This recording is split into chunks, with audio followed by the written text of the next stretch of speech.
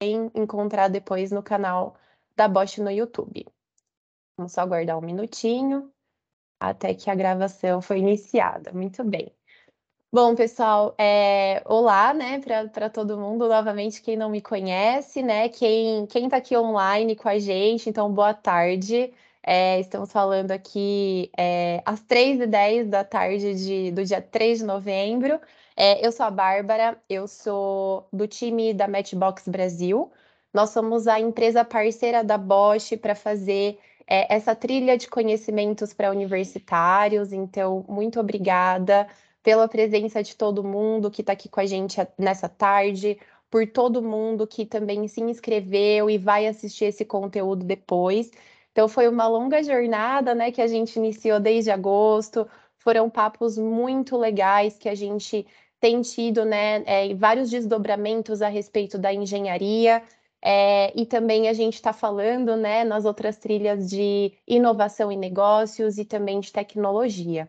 Tá, então, reforçando, né, para todo mundo que está online, ao vivo agora com a gente está reforçando esse aviso de que a palestra está sendo gravada, então todo mundo que está aqui validou o consentimento, né, nesse link aqui de inscrição. Então, se alguém tiver curiosidade, alguma dúvida para checar também quais são os termos da Bosch em relação à privacidade, o link está disponível aqui na tela. E aí a gente também tem a nossa acessibilidade, né, aqui presente nas nossas palestras. Então temos os nossos intérpretes de Libra. O Leonardo está aqui com a gente, né, no momento. Então, para que essas pessoas possam assistir o conteúdo. E me autodescrevendo também para as pessoas com deficiência visual. Eu estou com um fundo de tela do Work Like a Bosch. Eu sou uma mulher, né, de cabelo cacheado, meu cabelo tá mais ou menos na altura dos meus ombros. Eu tô usando uma jaqueta preta, que tá bem frio hoje, é onde eu tô falando. Tô usando um óculos e fones para poder me comunicar com vocês. Então, dando continuidade aqui, né?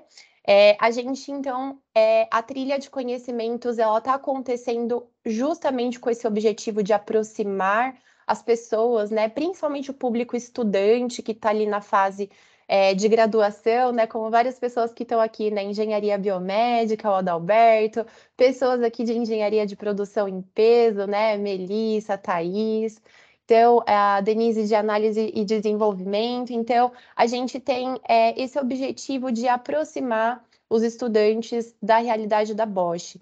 Tá, então, várias pessoas já tiveram a dúvida se participar desses eventos garante, né, uma oportunidade na Bosch. Isso não garante, né, pessoal, mas já aproxima vocês também da cultura, de entender as tendências, né, da empresa e também de trocar um papo com quem está dentro da Bosch, entender também as perspectivas de carreira, as oportunidades que cada um dos nossos embaixadores estão compartilhando ao longo dessa trilha. Né? Então, hoje a gente tem o Isaac e o Renato para compartilharem com a gente também um pouquinho de como funciona o ciclo de desenvolvimento de produtos. Mas antes de a gente chegar nessa parte, eu quero reforçar com vocês, né, que estão interessados em participarem da Bosch, né, para alguma oportunidade de carreira. Durante os estudos, né, então focando esses avisos que a gente está fazendo para as pessoas que estão em fase de estudos, nós temos dois tipos de programa, né? Então, que é o menor aprendiz e o programa de estágio. Então, o programa da Bosch, o programa de estágio, funciona por rodadas de inscrição. Tá? Então, ao longo de todo o ano, vocês vão encontrar oportunidades de estágio no canal da Bosch, né? Então, bosch.com.br, como está aqui no print da tela, né? E aí vocês acessam carreiras, estudantes e graduados, e aí vocês podem filtrar aqui para graduados, né? Pessoas que já se formaram, ou para estudantes. E aí, nesse caminho, vocês vão acessar aqui, conheçam nossas vagas. Então, ao longo do ano, existem vagas de estágio em aberto para todas as localidades da Bosch, né? Então, vocês vão ter essa descrição como estágio, por exemplo, em engenharia de vendas, né? Como aqui é focado para a região de Itatiba. Quando a gente divulga, né, essas rodadas de inscrição, como a próxima rodada vai abrir no dia 15 de novembro, são vagas focadas em Curitiba e Campinas na maioria, tá? E aí a nomenclatura dessas vagas vocês vão encontrar por programa de estágio. Então é mais assim, são janelas de vagas, né, que tem mais oportunidades aí para essas duas localidades, tá bom? Então esse daqui é o canal, né, o caminho que vocês podem fazer a inscrição de vocês. E a gente também quer reforçar para vocês o aviso, né? Então, para todo mundo que está online, que está participando com a gente dessa trilha de conhecimentos, a gente vai finalizar essa trilha com visitas presenciais na Bosch. Então, como funcionam? As visitas elas vão acontecer em Curitiba e em Campinas. Então, a visita mais perto que a gente tem é em Curitiba no dia 11 de novembro, tá? E depois a visita em Campinas vai acontecer no dia 1º de dezembro. Qual é o critério para participar dessas visitas? Primeiro de tudo é estar inscrito na trilha da Bosch, como, né, todos vocês que estão online aqui ao vivo com a gente estão inscritos, então vocês estão elegíveis para essas visitas.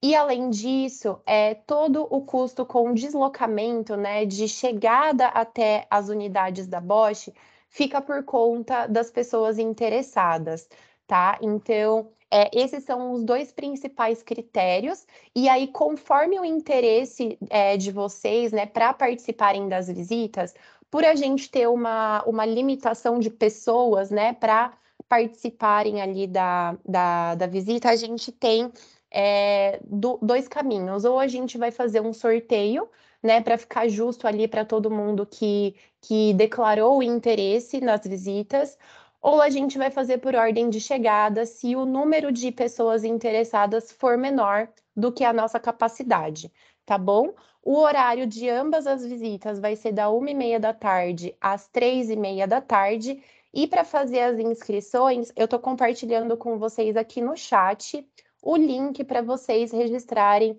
o interesse de vocês. Tá? Então, são algumas informações também que a gente já pede de antemão, e aí a gente vai dar continuidade com as informações para vocês, tá? Então, como a visita já está chegando para Curitiba, na próxima semana a gente vai informar vocês sobre o passo a passo, né? Então, se vocês estão validados para visitarem ou não, conforme esses critérios que eu falei. Tá? Se alguém tiver alguma dúvida, pessoal, vocês que estão aqui com a gente, fiquem à vontade para escreverem aqui no chat, ou se as dúvidas surgirem depois também, eu vou deixar validado aqui o canal que vocês podem entrar em contato com a gente, né, para que vocês possam participar aqui das nossas visitas e conhecer, né, um pouquinho as unidades da Bosch presencialmente. Tá bom? Acho que é isso, foram bastante avisos, mas aqui eu queria reforçar, né, das visitas, então aproveitem essa oportunidade, né, um ótimo jeito de encerrar o ano também, fazendo esses contatos e indo presencialmente aí nas unidades da Bosch, tá bom? Bom, além disso, eu reforço aqui para vocês os canais de comunicação da Bosch, então, para que vocês acompanhem, sempre tem notícias, né, informativos do que está acontecendo no dia a dia das áreas, das unidades da Bosch, né, oportunidades de trabalho também, então acompanhem aqui nesses canais e aproveitem também para a gente trocar agora esse conhecimento de hoje, né, então vamos para a trilha. Então, o nosso foco hoje aqui é na trilha de engenharia. A gente vai fazer uma dinâmica bem legal, baseado aí no ciclo de desenvolvimento de produtos. E aí eu vou parar de compartilhar aqui minha tela com vocês. E eu convido o Renato e o Isaac para se apresentarem e a gente dá andamento nesse papo. A gente está vendo sua tela já, Isaac. Ótimo, obrigado. Tudo bom, imagina. Pessoal, boa tarde. Vocês vão ver meu rosto de lado porque eu tenho 2 monitores, tá? Então não estranhe.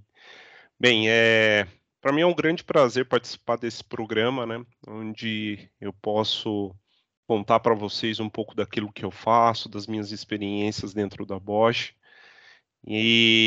Por exemplo, essa semana é uma semana especial para mim porque na semana passada eu completei 15 anos de Bosch. Então é muito tempo, né? Se a gente parar para pensar. E nesses 15 anos muitas coisas aconteceram, eu tive a oportunidade de passar pelo desenvolvimento de alguns produtos, né? Então, eu tenho algumas histórias que eu posso contar para vocês, tá bom? E a proposta que a gente traz hoje para vocês é a gente falar um pouquinho de inovação, mas além da criação da ideia, né? Porque é muito comum a gente ter foco na ideia. Mas para isso, vamos primeiro se apresentar, né? Calma aí. Renato, você começa?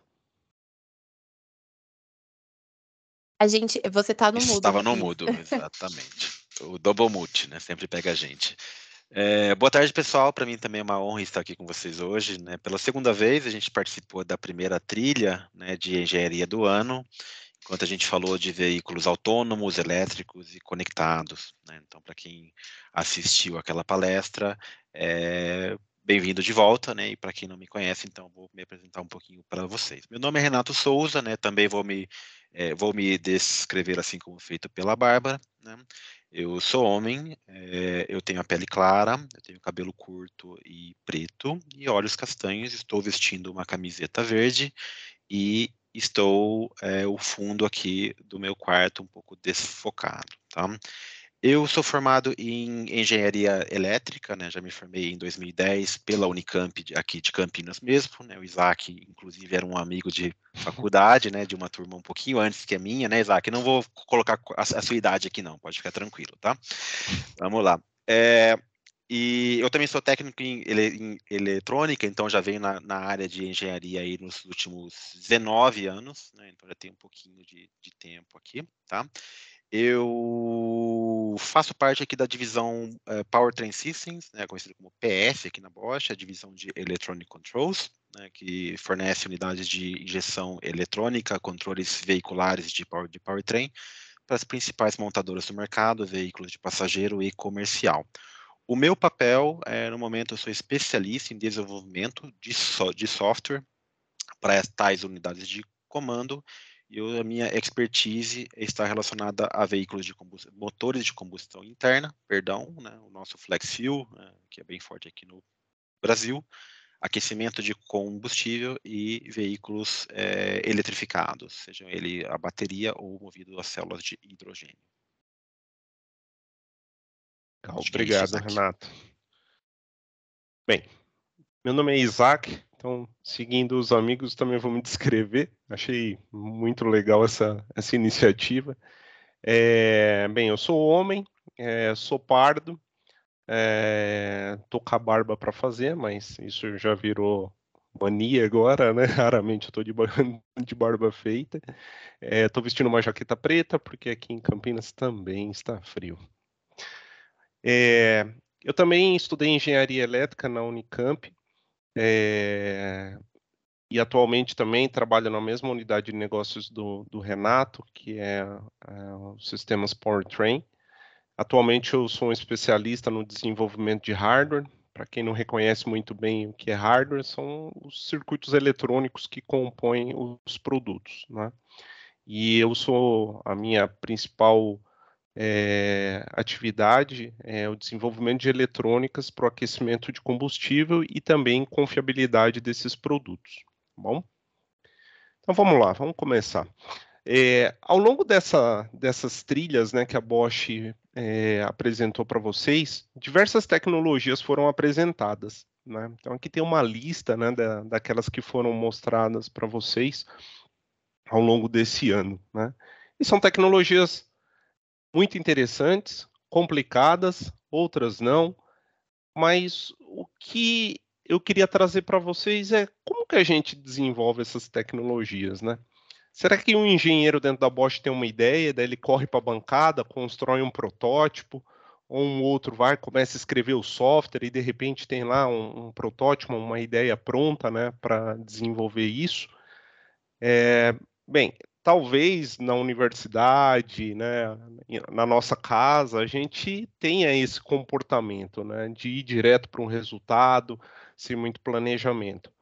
Porém, na Bosch não é desse jeito, né? Mas antes disso, eu queria fazer um comentário, né? Historicamente, o Brasil é um país de empreendedores, é um país de pessoas criativas, que têm ideias, que desenvolvem muita coisa, né? Mas existe um pouco de diferença nesse empreendedorismo, nessa criação de ideias, né?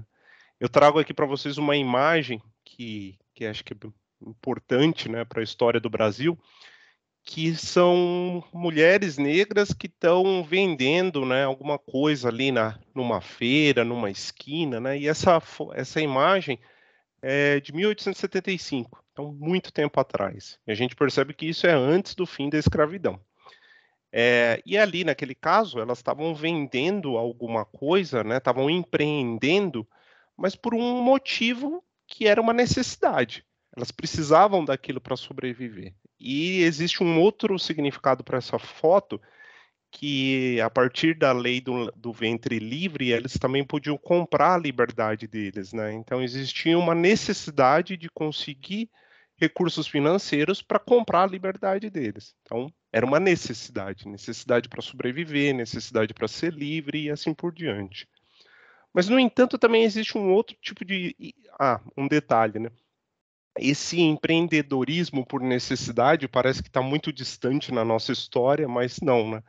Atualmente, o empreendedorismo é visto como uma possibilidade econômica para muitas famílias, né? Então, muitas pessoas empreendem para ter um sustento, para manter a casa, manter as contas, né? Alguns tentam empreender também para melhorar, né, as finanças, mas continua sendo um empreendedorismo por necessidade. Mas também tem um outro lado, que é o empreendedorismo por oportunidade. Então, aqui eu trago uma manchete para vocês, daqui da região de Campinas, né, falando que empresas filhas da Unicamp faturam o dobro e geram 5,6 mil empregos em um ano. Para quem não sabe, a Unicamp ela tem uma agência de inovação em que ela tenta fomentar e dar apoio, né, para pesquisadores e alunos que têm ideias, e aquelas ideias podem se tornar empresas. E isso é um grande sucesso para a empresa, né? Constantemente a gente vê aí na mídia falando sobre essas empresas, que geralmente são empresas de alta tecnologia. Então, nesse caso, é o empreendedorismo de oportunidade. Pessoas que identificam uma ideia, que vê naquela ideia uma possibilidade de obter lucros e renda e tudo mais, e investem nesse caminho. Tá? Mas empreender não é fácil, né? Esse número aqui que eu mostro para vocês nessa tela é uma pesquisa interna da Bosch, que ela fala que 90% das startups falham. Nesse caso, o que é a startup, né? É o empreendedor de alta tecnologia, né? São ideias, pequenas empresas que começam ali no ramo de alta tecnologia. Então é um número muito alto, 90% falha. Poxa, mas por quê, né? E esse número não está muito distante de outros tipos de empreendedorismo, né? Se a gente for ver dados do Sebrae, por exemplo, é, é por aí, não foge muito, mesmo empreendimentos menores que não estão ligados à tecnologia, o número de falhas é muito grande. Né?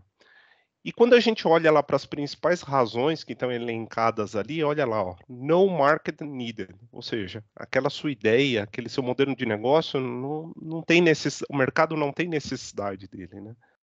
O segundo, no business model, não tem um modelo de negócio. A ideia foi criada, mas não tinha uma condição para aquela ideia, né?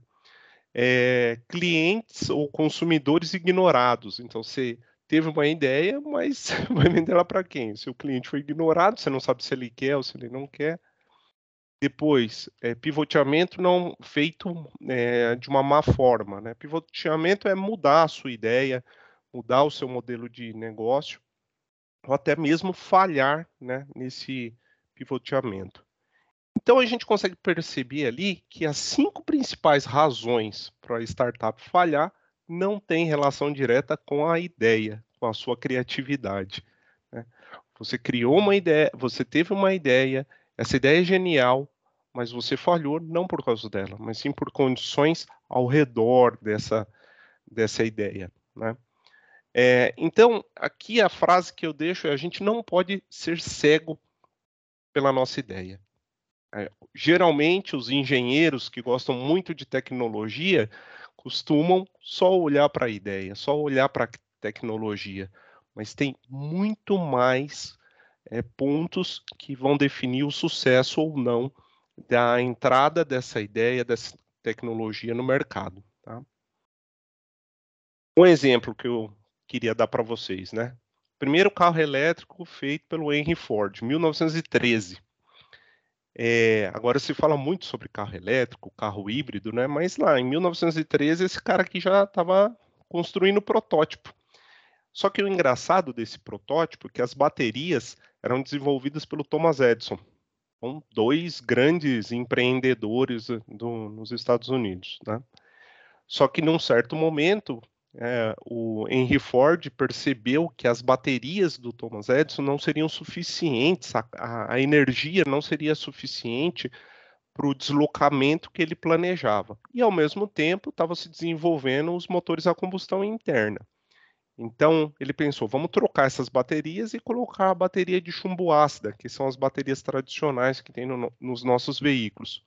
Só que, ao mesmo tempo, ele descobriu que essas baterias seriam muito pesadas e muito caras. E quando ele comparou com o motor a combustão interna, ele desistiu dessa ideia. Em 1913, um empreendedor que, se ele parasse só na ideia do carro elétrico, né, a startup dele tinha falido naquele momento e Henry Ford não seria conhecido do jeito que é hoje. Mas ele conseguiu modificar, né, o modelo de negócio dele, a tecnologia, passou para motores a combustão e assim seguiu a empresa dele. E na Bosch, como que a gente faz isso, né? Então, sendo a Bosch uma empresa de tecnologia para a vida, como que a gente inova, como a gente desenvolve nossas ideias, né? Bem, o primeiro é tendo consciência, né, dos nossos valores, né? Isso é muito importante, e também é através de um processo sistematizado. Sem um processo definido, a gente ia deixar alguma coisa escapar. E esse processo dentro da Bosch ele tem um nome, chama BIF, Bosch Innovation Framework. Né? Ele é um processo que, basicamente, ele é ancorado em 3 pilares, que a gente vê aqui no lado esquerdo da apresentação. Né? Então, essa ideia, essa inovação, ela precisa, né, ser factível, ou seja, o que é ser factível? Você precisa conseguir construir ela, né, desenvolver, colocar ela no mercado. Ela precisa ser desejável, né? Então a gente está falando de cliente aqui, o mercado tem que estar esperando por isso. E depois a viabilidade. Aqui a gente está falando de custo de desenvolvimento, custo do produto final. E a busca nossa é quando existe uma região comum desses 3 pilares. Né? Não dá para a gente imaginar que a gente vai seguir com o desenvolvimento, sendo que ele é só factível, mas o custo dele não é aceitável pelo mercado.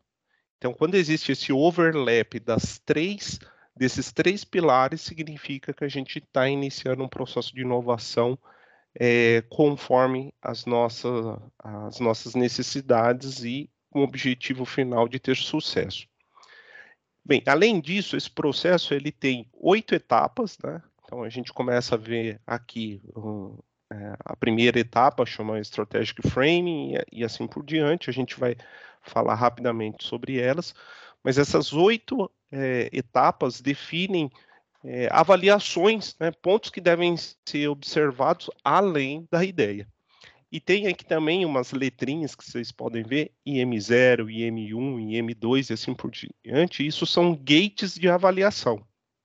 Então, a cada final do processo, é apresentado os resultados daquele processo para pessoas que têm essa capacidade de avaliar esse material e dizer se continua ou não, ou se precisa dar um passo para trás, mudar alguma coisa e assim por diante. Né? Então, a todo momento, a inovação, a sua ideia vai ser avaliada, vai se dizer continua ou não, corrijo ou não. Antes de chegar lá no final, construir um protótipo e verificar. Ah, errei. Ah, não era bem isso. Então, em pontos bem anteriores, várias avaliações são feitas para se garantir o sucesso dessa ideia. Esse método ele não é único, exclusivo da Bosch. Se a gente começar a dar uma olhada para fora, a gente vai perceber que existem outras entidades que têm seus próprios métodos, né? Então eu fiz questão aqui de pegar, por exemplo, uma imagem de uma cartilha do Sebrae no Distrito Federal, né, que ele define alguns passos, né, e também tem uma metodologia para isso. Então, a minha tentativa aqui é mostrar para vocês que a Bosch tem um método dela, mas vocês podem entrar em outras empresas que vão ter os seus métodos, ou até mesmo outros órgãos, né, que divulgam seus métodos. Mas o importante é ter um método, né, não ir direto para a bancada, construir protótipo e depois tentar ir para a rua vender, né? Então, aqui são dois exemplos, um do Sebrae, do Distrito Federal, e um outro também, que é do Mato Grosso do Sul, um e-book, um material bem bacana também, aberto, disponível para vocês. Se vocês procurarem, vocês vão achar muito mais coisas sobre isso. Beleza. Eu falei um pouco para vocês, a nossa intenção do workshop não é falar muito, é realmente promover uma discussão, um bate-papo com vocês. E agora a gente vai começar a explorar um pouco essa troca que a gente vai fazer, tá? Então, qual que é a minha proposta hoje aqui para vocês? É a gente ter uma vivência, né, bem pequenininha e bem rápida numa dessas etapas do nosso processo de inovação, tá? A gente vai considerar que parte do processo de inovação já foi feito, tá? Então, a gente passou lá pelos 4 primeiros passos, né, que foi identificar qual é a estratégia da empresa ou a estratégia individual e verificar se essa ideia está alinhada com a minha estratégia, definição do problema, a ideação, né, que é onde nós engenheiros adoramos permanecer ali, e a preparação desse conceito, né? Então, a gente vai considerar que tudo isso já foi feito e eu vou apresentar um problema e uma ideia para vocês. Essa tecnologia já foi mostrada para vocês, para quem participou, né, em algum workshop passado dessa trilha de conhecimento, mas é o IPS, que é o Intelligent Plant Solution. Bem, o que é isso? Eu vou falar rapidamente para vocês. No setor agro do Brasil, a forma como as sementes são depositadas na terra é a utilização de uma plantadeira. Então, aqui do lado direito vocês podem ver um desenho. Então, são braços bem grandes com um reservatório para as sementes aqui em cima. E esses braços têm um mecanismo aqui mecânico que ele abre a terra, joga a semente e depois fecha a terra de novo, né? Então, enquanto esses braços são deslocados por cima da terra, esse processo está sendo feito constantemente. Abre a terra, joga uma semente, fecha a terra. E esses braços, né, são puxados por um trator, tá? Qual que é o problema? Isso é um sistema mecânico, puramente mecânico, tradicionalmente mecânico. Então, a distância entre uma semente e a outra não consegue ser controlada ao longo do deslocamento do trator. E o que acontece? Acontece isso daqui que vocês podem ver no lado esquerdo. Uma semente pode ser jogada muito próxima da outra, e quando isso acontece, não existe um desenvolvimento correto das duas mudas, né, porque elas estão muito próximas. Ou você pode ter um distanciamento muito grande, daí você está perdendo a área de plantio, né? E sua produtividade naquela região vai diminuir por causa disso. Outra coisa que acontece é a sobreposição. Se essa máquina, né, essa plantadeira, passar por cima de uma região que já foi plantada, o operador não consegue controlar e falar, para de jogar semente. Então, você vai ter uma sobreposição de sementes naquela região. E outro problema que é comum também é quando essa plantadeira faz movimentos circulares de curva, né? Então, o que acontece? No ponto mais próximo agora eu vou falar um pouco de matemática, hein? No ponto mais próximo ao centro dessa circunferência, as sementes vão ficar muito próximas. Agora, quando você estiver fora do centro dessa circunferência, da curva que ele for fazer, o distanciamento vai ser alto. E, novamente, você está diminuindo a produtividade daquela região. Qual que foi a solução que foi desenvolvida pela Bosch? Uma plantadeira onde ela tem um sistema inteligente de dispensar essas sementes na terra. Então, não é mais um sistema puramente mecânico, onde não existe controle. Essa distância entre uma semente e outra é controlada. E isso é controlada também utilizando um GPS que vai identificar todas as irregularidades do solo, curva, se aquela região já foi plantada ou não. Então, com essa solução, é possível garantir a distância correta entre as sementes e um aumento da produtividade daquela região plantada com a utilização desse sistema. Aqui do lado tem um pouco dos componentes eletrônicos, né, que foram adicionados nessa plantadeira. Eu não vou entrar em detalhes disso, mas o que é importante é vocês entenderem a ideia, né, que foi proposta. Antes a gente tinha um sistema mecânico onde eu não controlava a distância entre as sementes, e agora eu tenho um sistema automatizado, inteligente, que garante o distanciamento entre as sementes. E o resultado final é aumento da produtividade daquela região plantada. Tá bom? Se vocês tiverem dúvidas depois sobre isso, a gente pode completar essa explicação, mas essa é a ideia, a principal ideia. Bem, então qual que é a minha proposta? É a gente trabalhar essa fase aqui, ó, que chama Concept Validation. O que é feito nesse Concept Validation? É quando a gente vai com a nossa ideia para o cliente, né? A gente chega lá, mostra para ele e vai dar cara para bater. A gente vai perguntar para ele, ó, usa e me diz se está funcionando, se não está, o que está acontecendo, né? E o que eu quero de vocês? Eu quero que vocês respondam essas 7 perguntas que tem ali, tá bom? Tomando como base essa tecnologia que eu falei para vocês há pouco, né? Então, a primeira pergunta: quem são os clientes-alvo?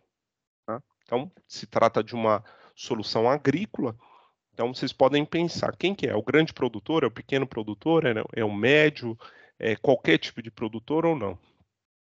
As necessidades, dores e benefícios identificados no cliente são realmente reais? E eu coloquei ali, entrevistado no passado. Porque nesse processo, né, do BIF, lá no passado você já falou com esse cliente, você já devia ter falado com ele, você devia ter perguntado qual era a dor dele, qual é a necessidade dele. E agora é o momento de ver se realmente essa dor existe, é real, se continua a mesma e se você realmente consegue resolver ela. Depois vem oportunidade de mercado, né?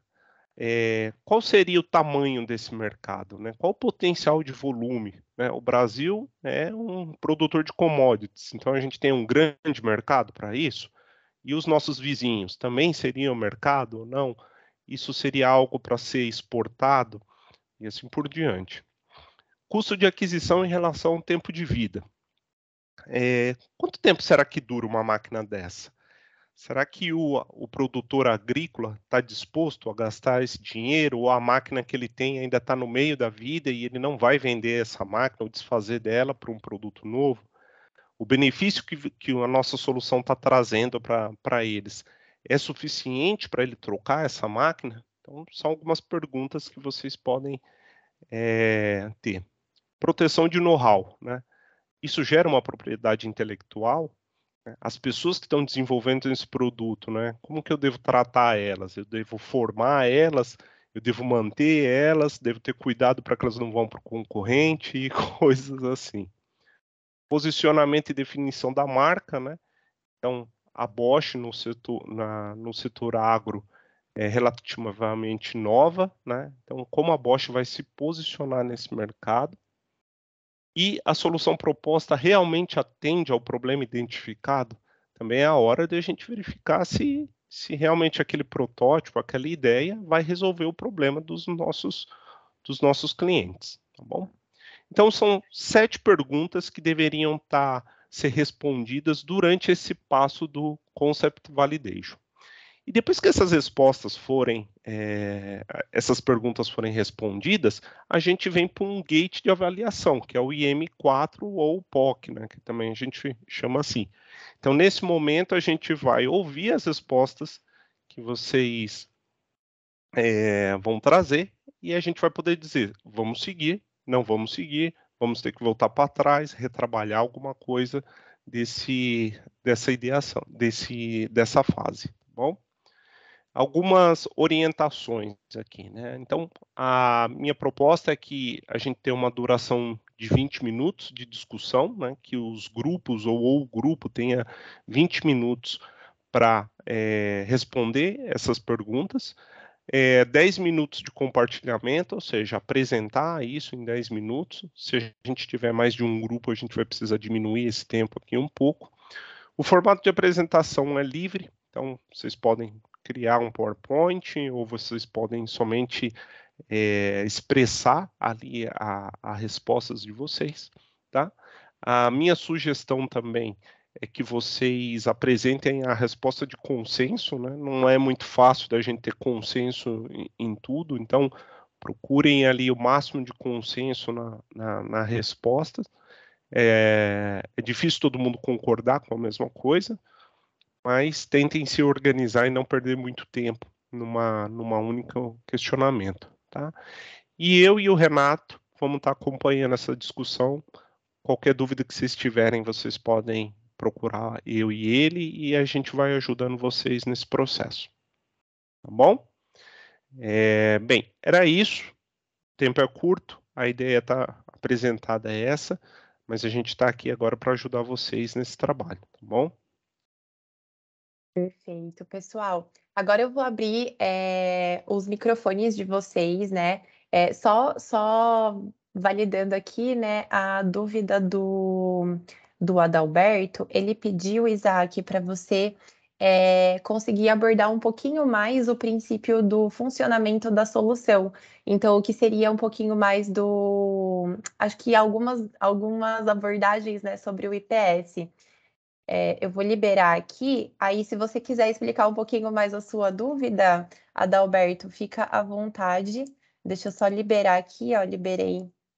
Agora tá todo mundo livre aqui, né, para usar o microfone, para abrir a câmera também. Então, muito bem. É isso aí. Bom, Adalberto, se você quiser explicar um pouco mais a sua dúvida, né, do que seria, daí a gente pode avançar para essas discussões. Ah, tá ótimo, obrigado. Tá Vocês bom? estão me ouvindo? Sim. Sim. Ah, beleza. O que eu fiquei de dúvida foi que eu não sei se eu perdi, se eu me distraí, porque assim, você comentou que era um princípio mecânico que fazia basicamente, pelo que eu entendi, pelos giros da máquina, e depois vocês trocaram por um outro princípio eletrônico, né? Só que pelo que eu vi das perguntas, entender um pouco mais do que esse novo funcionamento que está sendo adotado, eu acho que talvez mudaria um pouco o direcionamento das respostas. Então, se isso aí está funcionando, sei lá, geolocalização, se está sendo utilizado, não sei, uma medição de distância através de fluido, qualquer coisa. Acho que talvez o princípio que está funcionando esse novo talvez acarrete um direcionamento diferente na resolução das perguntas. Então, acho que talvez só ter um pouquinho mais de contexto. Adalberto, sua pergunta é ótima, porque é justamente o motivo principal do workshop. A gente se preocupa muito com a solução, né? E a solução é importante? Sim. A tecnologia é importante? Sim. Mas tem outras coisas que também são, né? Eu posso gastar aqui mais 40 minutos explicando a solução e com certeza ela vai interferir no trabalho de vocês. Mas, de novo, né, a gente quer tirar o foco da solução hoje. Eu vou contar uma experiência minha, que eu tenho já há alguns anos. Eu sempre participo de processo seletivo de estagiário e bolsistas, né? Já faz bastante tempo que eu faço isso. E geralmente nesses workshops, o que acontece? É proposto um trabalho em grupo para eles, onde eles precisam desenvolver uma ideia. É apresentado um tema e eles precisam desenvolver uma ideia. Eu vou te falar que é muito raro, os estudantes se preocupam com as questões fora da ideação. Tá? Eles têm ideias maravilhosas, são muito criativos, mas não se preocupam com o custo, não se preocupam com o usuário, não se preocupam com o mercado, não se preocupam com a serialização do produto. E normal isso, porque eles vêm da universidade e a universidade não está trazendo com muita ênfase essas questões, né? E aqui o objetivo, acho que principal desse workshop é realmente tirar o foco da ideia, né? Eu vou gastar mais alguns minutos explicando um pouco mais, mas a minha recomendação é: não foquem na solução tecnológica, foquem nas perguntas, o que ela está buscando. Vocês vão errar alguns conceitos, algumas coisas, se enganar, mas tudo bem, né? O esperado hoje é a gente conseguir abstrair dessa questão da ideia e olhar para alguns outros pontos, tá bom? Mas muito obrigado pela sua pergunta, porque é exatamente isso que acontece no nosso dia. Os engenheiros novos que entram na Bosch, os estagiários, os bolsistas, todos eles adoram focar na tecnologia, na ideia. E, como eu disse, né, as 5 principais razões para que as startups não dêem certo não tem relação com a ideia. Tá bom? Então, eu vou corrigir, então, uma fala minha aqui, né? Então, eu disse que isso era um sistema mecânico, puramente mecânico, que conseguia pegar a semente de um dispenser e jogar na terra. Então, esse sistema mecânico, ele funciona de uma forma fixa. Você não consegue controlar esse distanciamento das sementes ao longo do deslocamento da máquina, tá? O sistema Bosch ele foi substituído por um sistema eletromecânico. Então, o que existe agora? Existe uma forma de controlar o distanciamento das sementes ao longo do deslocamento, coisa que não dava para fazer antes. Antes, o operador da máquina ia lá e falava: cada semente tem que ficar 10 centímetros uma da outra. E pronto, ele tinha que andar o dia inteiro desse jeito, a não ser que ele parasse a máquina e fosse lá e ajustasse ela novamente.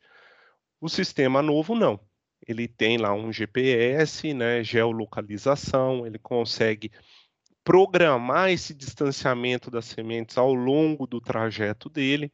Então, foi isso que mudou principalmente, tá? Então, um sistema eletromecânico, onde o distanciamento das sementes agora pode ser controlado, e tudo isso submetido a um sistema de controle que tem geoposicionamento, consegue mudar as configurações da distância das sementes ao longo do dia e assim por diante. Tá bom? Tá ótimo, muito obrigado pela atenção. Valeu, cara, obrigado. Acho que agora você pode avançar um pouquinho, Isaac. Isso, perfeito. Aí, na próxima, eu coloquei aqui as perguntas, né, para o pessoal aqui no chat. E aí, a proposta, né, do que vocês precisam fazer seria isso. Então, aproveitem esse espaço, viu, gente? Por mais que esteja sendo gravado, fiquem tranquilos, tá? Aproveitem para discutirem, para compartilharem aqui, né? E vocês, acho que por conta da gente estar aqui num número legal de pessoas, vão usando a sala mesmo que a gente tem aqui para irem compartilhando, né, as informações de vocês, as opiniões, tá? A câmera tá aberta, né? O microfone também, o chat. Então, assim como a Melissa, né, já está aqui, então quem mais se sentir à vontade vai participando como puder, tá bom? Então, focar aí no que o Isaac trouxe, né, e aproveitar a presença dele e do Renato para vocês tirarem as dúvidas, tá bom? Então, aproveitem aqui. Não vai valer ponto, né, mas acho que o principal é valer, assim, esse aprendizado. Reforçando um pouquinho do que o Isaac falou, né, lembrando que cada fase ela culmina num gate, né, em que você apresenta a sua ideia para um conjunto de stakeholders, que são os patrocinadores, e esses patrocinadores que de fato decidem pela continuidade ou não dessa ou mais ideias, né? Então tenham isso também em mente quando vocês estiverem respondendo essas perguntas, né? Que na verdade vocês estão vendendo a continuidade da ideia para um grupo, né? E esse grupo tem que, de fato, comprar a ideia de vocês entender que ela é viável, que ela é factível e alinhada com os valores que o Isaac bem colocou, para que ela continue. Tá? Então, também tenham isso em mente. É isso, pessoal. Mãos à obra, né? Para validar. Bárbara, eu vi que tem 15 pessoas, né, na reunião. Então, sim, eu acho que vocês podem iniciar essa discussão num grupo único aqui, pela quantidade, e seguir aí na resposta de cada pergunta. E se tiverem dúvidas, vão perguntando para mim, para o Renato, e a gente vai ajudando vocês, tá bom?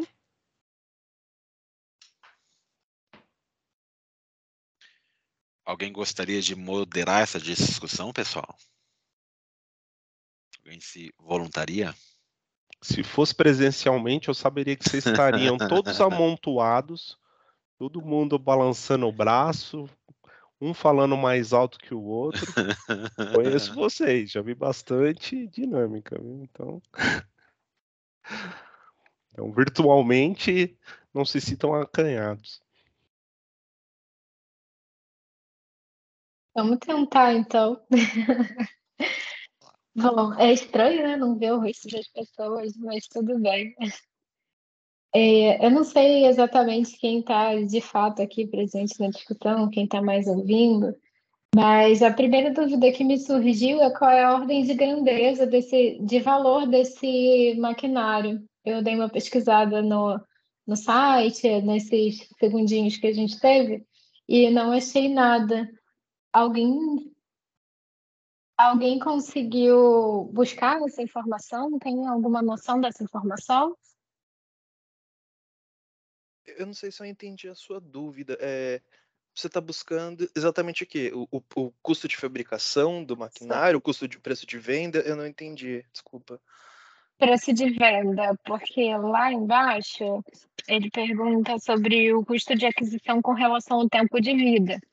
E para a gente saber quem potencialmente estaria interessado, a gente precisa saber o valor, né? Porque o produtor ele vai navegar ali, vai se basear dentro daquilo que ele tem de lastro para poder fazer o investimento. Então é uma coisa a se pensar. Eu não sei. Acho que só um ponto também aqui, como é só desculpe um pouquinho a intervenção.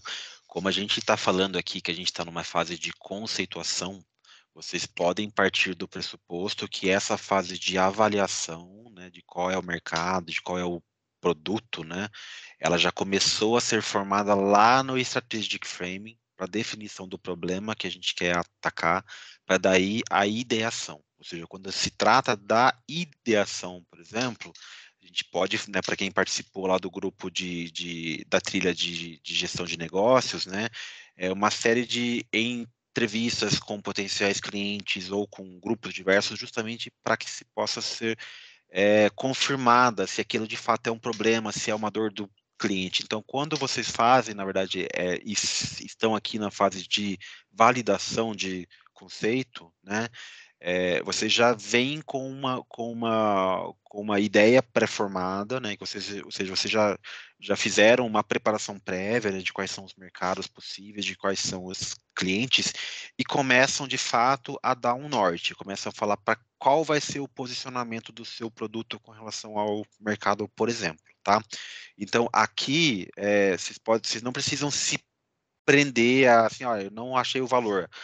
Vocês têm total liberdade aqui para fixar um valor. Ó, meu valor fictício é X, eu sei que o meu mercado é Y, eu sei que, por exemplo, olha,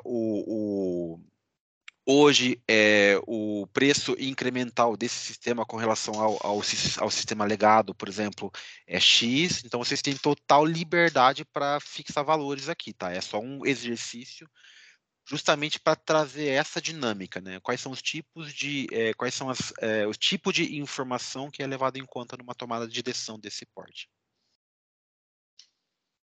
Entendi. Então a gente pode pressupor basicamente o que a gente Total quiser aqui. liberdade, total.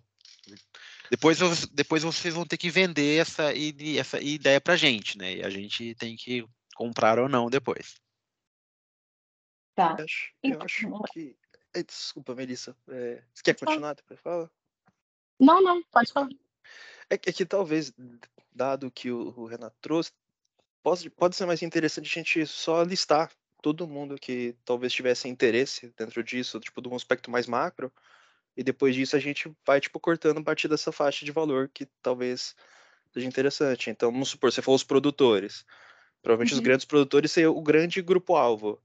Daí, talvez quebrar isso em outras empresas, às vezes, tipo, vamos supor, a John Deere fabrica colheitadeiras, vamos supor, essa tecnologia poderia ser vendida, por exemplo, para ela. Então, por exemplo, você pode talvez ter 2 nichos. Então, um nicho é tipo, sei lá, empresas que fabricam colheitadeiras, outro nicho vende diretamente para grandes produtores. Então, talvez quebrar em grupos grandes e depois a gente pode buscar interesses, tá? Dependendo. O que você acha? Bacana. Acho interessante, sim.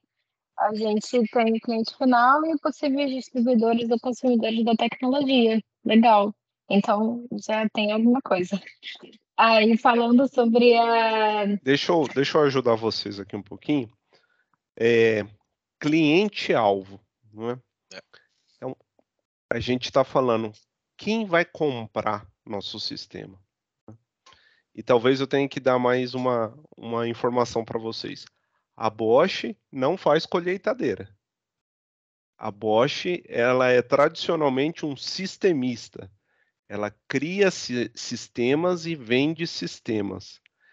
Então, a Bosch não, nesse caso da IPS, ela não vai fabricar uma colheitadeira com esse sistema inteligente e vender no mercado para o agricultor, tá? Então, é isso mais ou menos que a gente tem que começar a discutir. Então, quem é que a Bosch vai vender? Para quem que a Bosch vai vender? A Bosch fez o sistema, ela criou os dispositivos eletromecânicos, o geoposicionamento e tudo mais. Então, para quem que ela vai vender? Bem, ela vai vender para quem faz plantadeira. Então, nessa pergunta aqui, quem são os clientes-alvo? O objetivo é identificar muito bem quem vai pagar pelo produto. E nesse caso, quem iria pagar por esse sistema seria os fabricantes de plantadeiras, né? Que eles vão pegar esse sistema Bosch, botar na plantadeira dele e oferecer ao mercado agrícola essa máquina, tá bom? No caso, por exemplo, tu diria que não só as fabricantes de, enfim, colheitadeiras, mas aquelas voltadas para a agricultura de precisão, sabe? Que já tem naturalmente essa tendência de ter um olhar assim para esse lado. No caso, é mais fácil da gente agregar valor para esse tipo de cliente. Exatamente. Você imagina uma empresa, como você disse, né, de agricultura de precisão que desenvolve aplicativos ou ela que faz a medição da área que vai ser plantada e disponibiliza isso para o agricultor via um aplicativo. Isso é um input para o sistema da Bosch, né? Então, essa outra empresa, ela pode ser talvez um cliente, mas pode ser um parceiro, ela pode ser também um utilizador do nosso sistema criando um outro serviço, né? Então, essas relações de cliente-parceiro, ela também podem aparecer durante essas discussões, né? Mas essas empresas de agricultura de precisão, sim, são parceiros e muitas vezes podem ser clientes, né?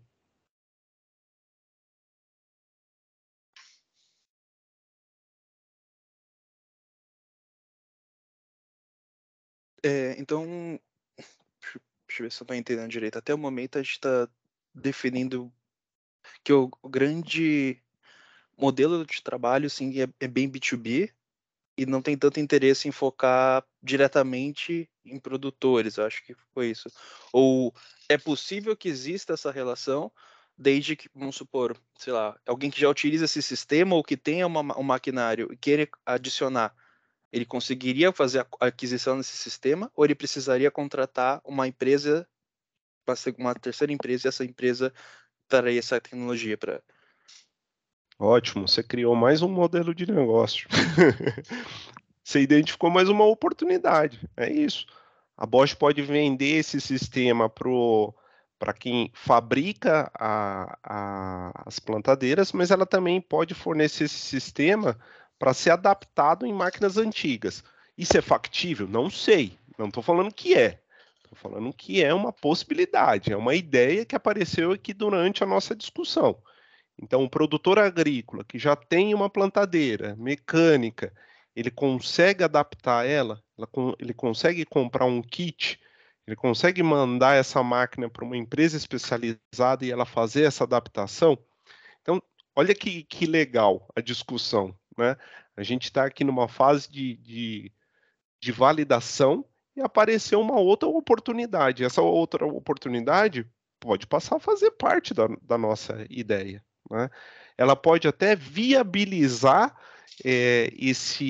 essa ideia, porque a gente pode se deparar com a situação que o sistema é muito caro e o produtor agrícola não vai trocar a máquina antiga pela nova agora, só daqui a 10 anos, quando ele tiver que comprar uma nova, né? Muito legal, muito bacana a percepção de vocês. Talvez até no próprio retrofitting da máquina, né? A hora que for fazer o retrofit, já instalar os programas novos também, né? Isso mesmo.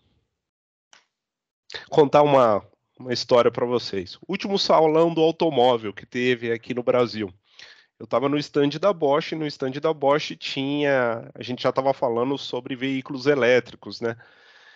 E qual que era a pergunta que eu mais tinha que responder? Era, cara, eu posso comprar um kit desse e adaptar no meu carro, né?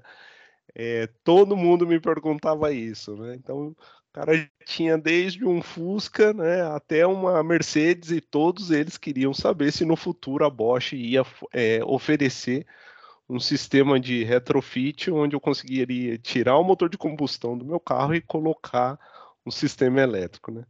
A minha resposta, infelizmente, era que não, a gente não estava pensando nisso.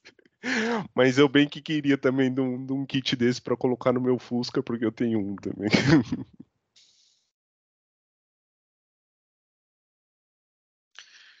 Legal, pessoal. Acho que já temos então um primeiro grupo de clientes-alvo, né? Vocês querem adicionar mais algum ponto? Querem passar para a próxima pergunta? Alguma pergunta para a gente aqui ainda? Eu queria fazer uma pergunta. Apesar de a maior parte dos negócios não serem realizados diretamente com o consumidor final,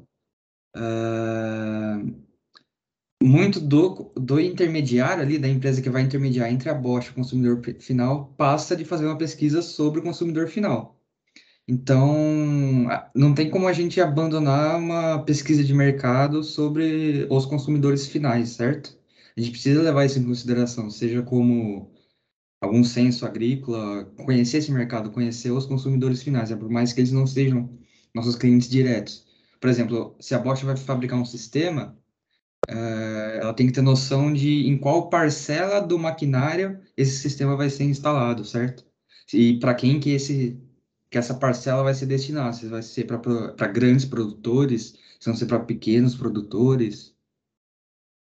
Perfeito, é isso mesmo, Vitor.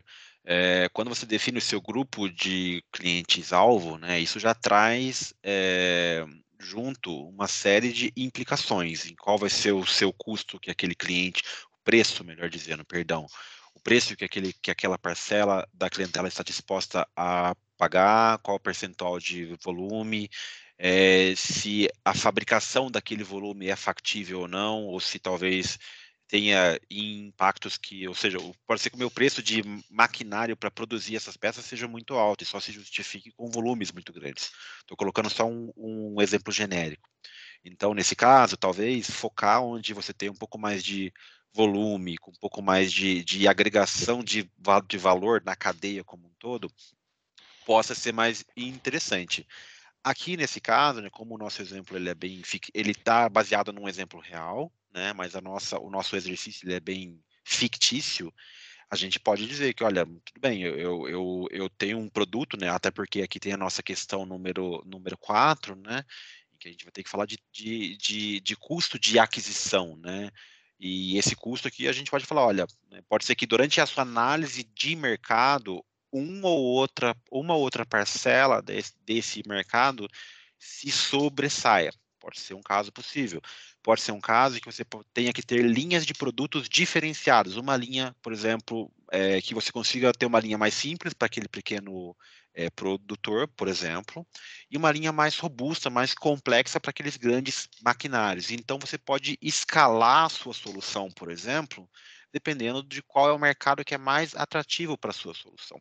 Voltando para o que o Isaac falou, né, a técnica aqui, né, ela ganha um aspecto secundário, porque se você não conseguir dimensionar qual é o mercado que você quer colocar aquele produto específico, ou aquele sistema específico, pode ser que você não tenha sucesso. Então, sim, respondendo a sua pergunta, no nosso caso aqui temos total liberdade, né, mas nessa fase de ideação de conceito já pressupõe que toda a pesquisa de qual é o público-alvo para aquele sistema e que se realmente aquele sistema está apto a resolver as dores que aquele cliente tem, já foi tratada, né, em pontos anteriores, e aqui, né, a gente já passou por uma parte de preparação de conceito, a gente está mais para uma validação de conceito, ou seja, todas as premissas que fizemos, elas se sustentam, elas são válidas, elas estão sinalizando que aquele produto, para aquele mercado, para aquele volume, para aquele custo, enfim, como você queira tratar aqui nas 7 perguntas que a gente colocou, eles se confirmam ou não, ou se é necessário, por exemplo, que eu pivote essa minha ideia para retrabalhar alguns desses pontos. Tá? Uhum. Então, considerando assim, mercado e a solução técnica, não tem um que define o outro, é meio que iterativo, né? Mercado define solução Iterativo. técnica, É mas isso tem mesmo. solução técnica define um mercado-alvo. Eles andam juntos. Entendi. E além disso tem o usuário final, né? Que eu quis trazer nessa imagem aqui, ó. Você tem uma figura aqui, ó, nesse slide, que ele traz a jornada do usuário, né? O user experience. E esses 8 passos do BIF, eles estão cheios, né? Recheados de perguntas e questionamentos sobre o usuário, né? Então, a experiência do usuário, a necessidade do usuário, a gente não pode esquecer dele. Não posso olhar para a ideia, não posso olhar para o mercado e esquecer que é o cara que pilota o trator lá que vai estar olhando para isso, né? E esquecer que vai ter um cara que vai dar manutenção nesse sistema. E esquecer que depois vai ter o produtor final, o agricultor que vai aquisitar essa máquina. Ou seja, existem vários usuários e eles nunca podem ser esquecidos, né? Identificar os usuários é muito importante, todos eles, né? Uhum. E eu acho que quanto mais distante tiver o negócio da Bosch do usuário final, talvez mais difícil seja pensar na solução técnica, né? E isso é uma dificuldade nossa, Vitor, é constante. Eu sou um desenvolvedor de tecnologia para motor e eu estou distante do usuário final que está ali sentado no banco, né? Então, às vezes eu estou muito próximo da montadora, que traz os requisitos dela e me fala, ó, seu sistema tem que fazer A, B e C. Tá, e o cara que está atrás do volante, né? Mais uma historinha para vocês. Nós desenvolvemos alguns anos atrás um sistema que aquece combustível nas partidas frio, né? E a gente tem que não precisa mais daquele tanquinho de gasolina que tinha nos carros flex antigamente. Talvez vocês entendam do que eu estou falando, né? Só que essa troca de sistema tem várias interações com o usuário, né? O usuário o motorista senta no carro, vira na chave no dia frio, e ele tem que esperar alguns segundos até o combustível aquecer antes de dar a partida no carro. A primeira pergunta que se fazia lá atrás, o usuário vai aceitar isso? O usuário vai se adaptar nesse processo de esperar 3, 4, 6 segundos até dar a partida ou não? Ele vai pegar a chave, jogar no vidro e falar essa porcaria desse carro, né? Então, eu estava lá desenvolvendo um sistema, como que eu vou aquecer o combustível, quanto de potência eu preciso aplicar e tudo mais. Mas a gente tinha que pensar lá na resposta do usuário quando fosse virar a chave do carro e esperar os 5 segundos antes de partir o carro. Então, o usuário sempre tem que fazer parte dessa discussão. Uhum. Obrigado, pessoal. Gente, a gente conversou bastante sobre quem são nossos clientes-alvo. A gente começou a falar dessas necessidades, dores e benefícios identificados no cliente, né? Se são realmente reais. Pelo tempo, né, que a gente tem, eu ia sugerir que a gente comece a falar um pouquinho agora sobre essas oportunidades de mercado, tá? Eu, nesse meio tempo, estava fazendo umas pesquisas, né, para realmente ver essa questão de volume de mercado, e eu achei alguns dados, assim, que possam ser interessantes para a gente validar essa ideia. Primeiro, olhei aqui que, atualmente, o agro, né, ele representa 21,4% do PIB, e, além disso, esse ano para 2022, a gente produziu 312,4 milhões de toneladas, que já foram 41,5 milhões de toneladas a mais que na última temporada. Mas não só olhando para o ano de hoje, eu imagino que, por exemplo, quando tu vai desenvolver algum tipo de nova tecnologia, tu não pode só olhar como que o mercado está agora, mas qual que é a projeção, né, dele para o futuro. E pesquisando também para 2030, essa projeção é que sejam produzidos 400 milhões de toneladas de grãos, segundo o Interagro. Além disso, a agricultura de precisão no Brasil hoje, ela é utilizada cerca de 20 até 30% das lavouras, tem algum tipo de ferramenta que tem esse tipo de tecnologia, assim, de agricultura de precisão, então eu acho que tem um mercado bem interessante, assim, para ser explorado. E, além disso, hoje, cerca de a gente produz, né, cerca de 3,84 toneladas por hectare, só que a projeção para isso até 2030 é de que a gente consiga produzir 4,2 toneladas por hectare. Então, não só a gente tem, enfim, uma projeção de maior produção, mas também a nossa produtividade em relação a, enfim, quantos hectares a gente planta também, a projeção que ela aumente. Então, eu acho que, por conta disso, a gente tem um mercado bem interessante, que, no caso, acho que faça bastante sentido a gente desenvolver alguma tecnologia voltada, assim, a esse meio. Não sei, pessoal, o que vocês acham?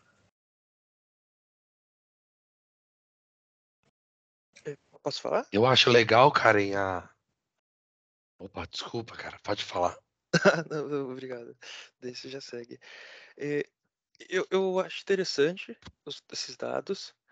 Eu só não sei se eles afetam diretamente o que a gente está vendo aqui. Vou tentar exemplificar. Por mais que a gente saiba o tamanho total que é produzido, o mercado, essas coisas, o que a gente está olhando aqui, pelo menos do meu entendimento, ele afeta diretamente as plantadeiras. Então, mesmo que a gente às vezes pare para olhar a produção total, se essa produção total não depende, por exemplo, de plantadeiras, por exemplo, essa tecnologia ela já não representa isso. Eu acho que se a gente fosse olhar números de fato, acho que faria mais sentido a gente entender, por exemplo, as máquinas que utilizariam essa tecnologia que estariam em circulação, o potencial de crescimento no sentido de tem pessoas que comprariam mais máquinas dessas. Eu acho que talvez faça mais sentido do que a gente olhar a produção total, porque, dá um exemplo, a gente pega, sei lá, aquelas culturas familiares, né? Não vão utilizar plantadeiras, então, eu não sei qual que é a parcela do mercado disso, mas esse já é um grupo que talvez não esteja utilizando isso. Então, se a gente considera isso todo nesse montante, talvez a gente esteja tipo, olhando um número que não representa de fato o potencial do mercado que a gente quer. Talvez faça mais sentido a gente começar olhando assim, o que já existe. Então, pô, sei lá, existem uma venda anual de, sei lá, 5 mil plantadeiras, ou existe no mercado brasileiro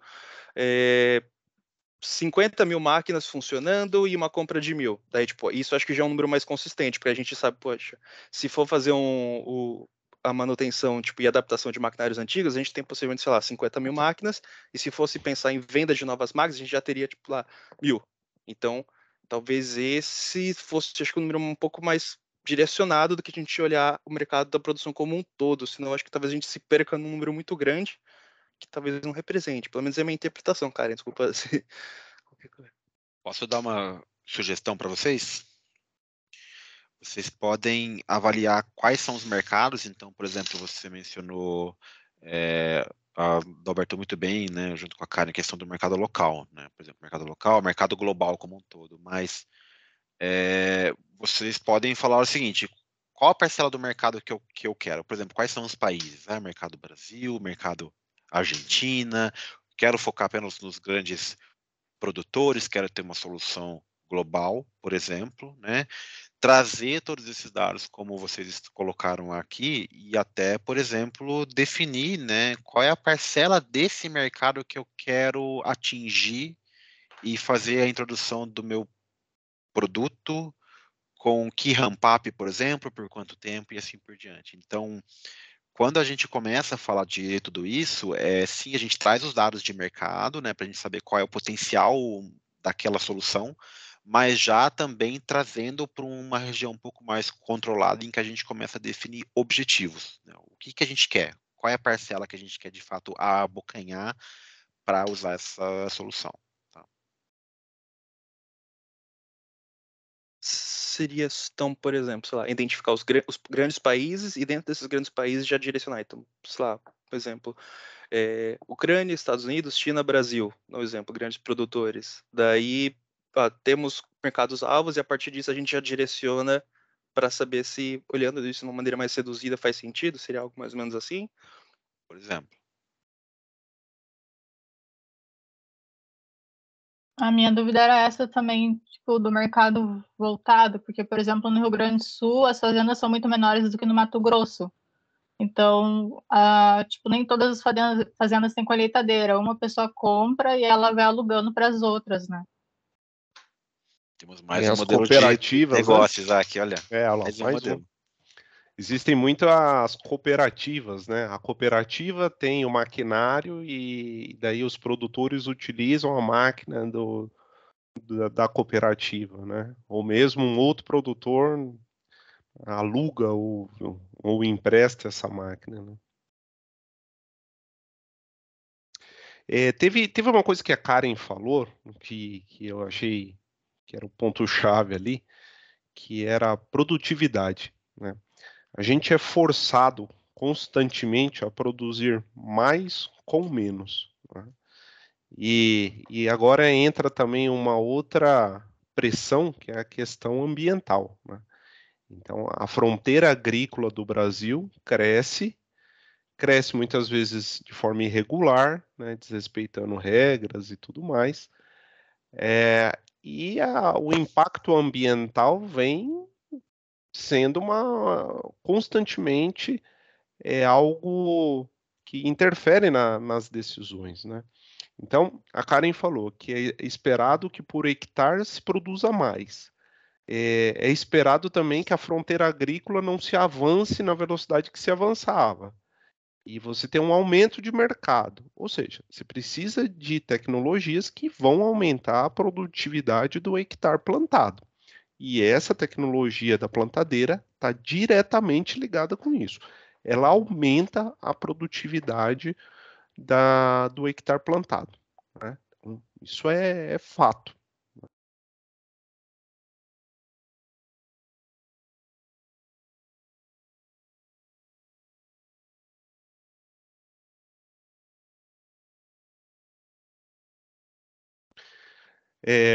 Gente, vocês querem passar para um próximo tópico?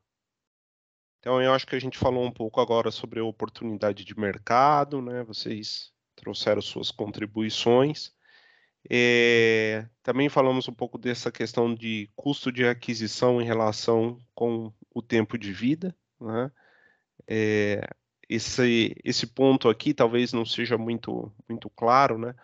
Mas um produtor rural, quando compra uma máquina dessa, ele já tem ali no cálculo dele quanto tempo essa máquina vai durar. São 10 anos, são 15 anos, então isso está diluído, muitas vezes está financiado, né, pela produção dele. Então, entender esses mecanismos de financiamento do produtor agrícola, quando que ele compra a máquina, em quais condições, né, se a taxa de juros desse financiamento, isso é muito importante para saber quando vai ser uma possibilidade de entrada do meu produto. Eu posso desenvolver essa tecnologia, mas perceber que a entrada dela nos clientes vai ser gradual, vai começar um pouco no próximo ano, depois aumenta no próximo e assim por diante.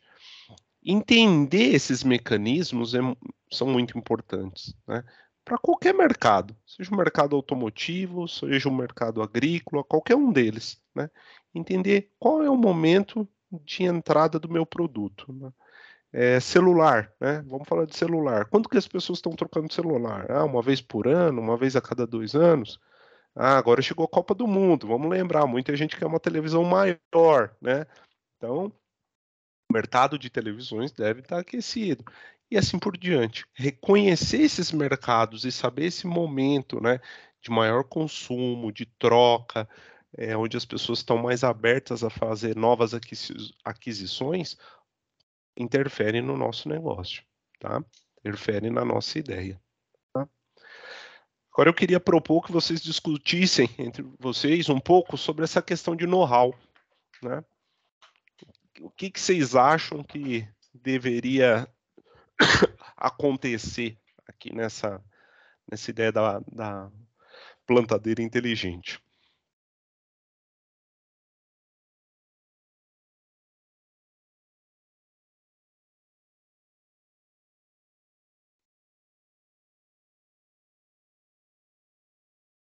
A proteção de know-how, ela viria como que a gente vai, por exemplo, fornecer capacitação para o pessoal que vai desenvolver, ou também pensar talvez em alguma bonificação, tipo quando o produto já estiver no mercado, alguma porcentagem, algo do tipo.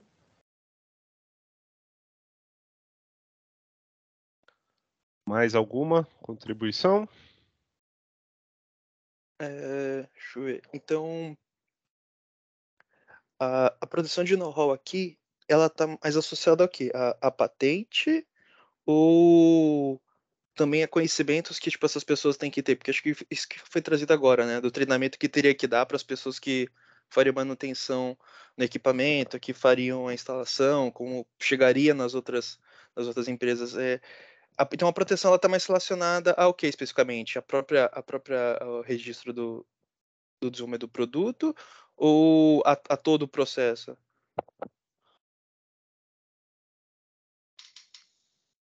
Deixa eu ver, tem mais alguém com a mãozinha levantada aqui. Melissa. Então, essa pergunta anterior já ajudaria bastante, né? Mas quando você fala de proteção de know-how, eu penso logo nessas duas vertentes. Ou a gente precisa necessariamente proteger aquilo que foi desenvolvido, mas, ao mesmo tempo, existe o intercâmbio de informações. A gente falou o tempo todo aqui de entender o mercado, entender o cliente, entender a cultura desse cliente. Então, para proteger esse conhecimento e, ao mesmo tempo, tornar ele utilizável, será que não faz sentido a gente ter uma inter-relação protegida, algum tipo de parceria, que vai fazer com que o nosso produto entre numa determinada empresa, num determinado fabricante, mas não consigo pensar numa expressão muito adequada, mas algo no sentido de uma liberdade vigiada, a gente desenvolver um projeto junto. Porque aí sim a gente teria proteção, mas a gente potencializa o conhecimento das duas áreas. Faz sentido? Faz sim. O Renato pode falar muito bem sobre isso, da área de software, né? Que são os IPs, né? Fala aí, IPs. Renato. Na verdade, assim, é um pouco de cada coisa. Quando a gente fala de propriedade intelectual, a primeira coisa que vem à mente é como a gente protege essa solução de ser copiada no mercado, né? Se for uma solução que é altamente atrativa no mercado, maior é a chance de que tenhamos mais competidores, ou que esses competidores basicamente tenham a tendência de querer lançar produtos semelhantes, tá? Então, primeiramente, a gente protege mediante a própria questão de patentes, por exemplo, né? Então, tudo aquilo que pode ser patenteado, ele pode ser patenteado em diversos países. Então, olha, tem uma boa ideia aqui, que é, por exemplo, como que o meu sistema funciona hoje, como que o meu software está feito, o que diferencia o meu produto, e eu posso proteger tudo aquilo. Uma coisa é a proteção, a outra coisa é o direito de uso. Então, existem também N modelos possíveis de como a gente pode fazer essa cooperação com o cliente. Pode ser que eu venda o meu produto e esse meu produto, por exemplo, esteja vinculado a um tipo de licenciamento. Por exemplo, olha, eu não vou te cobrar nenhum custo de licença, porque você me paga um preço X, ou pode ser que esse custo tenha, por exemplo, relacionado, olha, eu quero comprar o produto da Bosch, mas eu quero desenvolver algo em cima do sistema da Bosch. Então, existem modelos diferentes para cada tipo de cooperação possível. Desde aquele em que a Bosch fornece tudo, eu falo assim, ó, eu te dou tudo, fechado, você não vai fazer nada, né? E eu tenho aquilo protegido por patente, então se você copiar ou tentar fazer uma engenharia reversa, você pode ser acionado juridicamente, por exemplo, ou desde aquele caso em que o cliente vem e fala assim, não, eu quero comprar o know-how da Bosch, vou lá e compro a Bosch e abre todo o know-how para ele, por exemplo, para que ele possa desenvolver de acordo com as suas necessidades, em cima de uma base já feita pela Bosch. Então, existe uma série de proteções possíveis, né? Existem diversos modelos, mas em todos eles é como garantir que aquele know-how que foi gerado na empresa, que no final das contas se reflete em valor financeiro para a empresa, esteja protegido. Tá? Esse é o mindset básico aqui para a gente. Eu posso também contar uma historinha, né? Já que o Isaac contou duas, eu também posso contar uma, Isaac. Vamos lá. Eu também trabalhei bastante nesse sistema de aquecimento de combustível da Bosch, né? O Isaac trabalhou no hardware e eu trabalhei no software de controle, né? Então, lá no começo, estamos falando de 2009, 2010, a Bosch foi a primeira sistemista com um sistema desse tipo. Então, obviamente, tudo era protegido a 7 chaves. Então, até, por exemplo, a documentação de software que ia para a montadora era bem limitada, para que ela não deixasse visível aspectos chaves do sistema, né, que o cliente poderia montar a própria lógica dele. Né? Com o passar dos anos, alguns clientes abordaram a Bosch e falaram assim, Bosch, eu não compro esse produto aqui, mas eu me interesso pelo sistema de vocês. Vocês querem vender o know-how para a gente, por exemplo? E aí, obviamente, se gera uma oferta comercial para vender aquele know-how. Né? Então, isso se torna tanto em produto quanto em valor financeiro. Um outro cliente, por exemplo, falou assim, olha, Bosch, eu não vou mais usar a unidade de controle de vocês por razões X, mas eu quero continuar com o sistema, então eu quero que vocês exportem o software de vocês para trabalhar dentro de um sistema do competidor, por exemplo. Então, existem N modelos possíveis e o que vai falar a atratividade e o valor financeiro é quão bem protegida, né, a sua solução está. Né? A geração do conhecimento que culminou na sua solução foi protegida lá no começo. Então, se você tem patentes, por exemplo, é uma forma, né? É a principal forma do meu ponto de vista. Também fazer que tipo de informação que tem que chegar no meu cliente final, ou no meu cliente, no caso, seja montador ou meu cliente final, também é outra forma de proteger esse know-how. Tá? Renato, você fala. Posso perguntar? Claro. Tipo, você tá falando, por exemplo, no caso da documentação, tipo, controlar níveis de acesso. Então, tipo, tal cliente pode ter acesso a determinados níveis de informação, tal outra pessoa pode ter tantos, para poder dificultar essa divulgação depois. E, tipo, se fosse software tipo criptografia, seria alguma coisa assim que você fala, de dificultar o acesso? Um pouco de cada coisa. Por exemplo, né, aí falando mais em modelos de negócio de software, tá? Eu posso gerar um código objeto. Eu vou lá, compilo isso, né? Pego um código fonte, que é um arquivo código C, por exemplo, né? Um arquivo em que todo mundo consegue ir lá e ler esse arquivo, compilar esse arquivo, e ao invés de eu dar o código fonte para o cliente, por exemplo, caso ele queira integrar em outro ambiente, eu falo, olha, eu te dou o código já compilado, em que você não consegue ler o código, porque é um conjunto de zeros e uns lá, né? Ou seja, ele não vai ler, ele não vai conseguir fazer engenharia reversa daquele objeto, né? É algo que já foi codificado ali, vamos colocar, né? Já foi encriptografado dentro pelo próprio processo, para que isso não seja possível, que ele faça essa engenharia reversa. Esse é um dos modos possíveis. Tem restrições de acesso, restrições de documentação, por exemplo. Eu não preciso passar toda a documentação de como o sistema opera para o cliente. Às vezes eu posso falar que a Bosch é responsável pelo processo do começo ao final. A Bosch é responsável, por exemplo, de desenvolver esse sistema na colheitadeira, ou na planta, ou na semeadeira, nesse caso, né? E o cliente final simplesmente vai pegar um produto pronto e vai vender, por exemplo. Esse é um caso. Eu posso ter um outro caso em que o produtor daquele maquinário ele queira ajustar alguns parâmetros daquela solução. Então, eu posso deixar alguns parâmetros visíveis para ele, não preciso deixar tudo visível, né? Então, tudo isso depende. São todas estratégias, né, de como você garante que você passe apenas a informação que é estritamente necessária para aquele nível de usuário, tá? Entendi, muito obrigado. Cara, que isso. A ideia de vocês é valiosa. É isso que vocês têm que perceber. Exatamente. A ideia de vocês tem valor. Mesmo que tenha tudo isso que a gente está falando de mercado, usuário e tudo mais que tem que ser trabalhado, mas a ideia de vocês tem valor. Vocês têm que proteger ela. Tem que saber para quem fala, para quem não fala, o que fala, como fala e assim por diante. A Bosch é muito famosa, por exemplo, pela quantidade de patentes que ela registra por dia. Eu não lembro esse número, mas é alto. Por dia, a Bosch está registrando não sei quantas patentes aí pelo mundo. E por quê? Porque ela sabe que as ideias desenvolvidas por ela são valiosas. Ela gastou muito dinheiro para chegar naquelas ideias. Ela não quer que ninguém copie e ganhe no lugar dela. Então, por isso que ela registra muitas patentes no mercado. Tá? E isso é muito forte para a gente. As ideias devem ser protegidas. Tá? Tem um filme, já não é tão novo, né, mas que mostra a história do Google Earth, lá, dos caras que desenvolveram. E tem lá uma história que essa ideia foi roubada, né, por alguém. Então eu recomendo que vocês vejam esse filme, está no Netflix, eu acho que é no Netflix.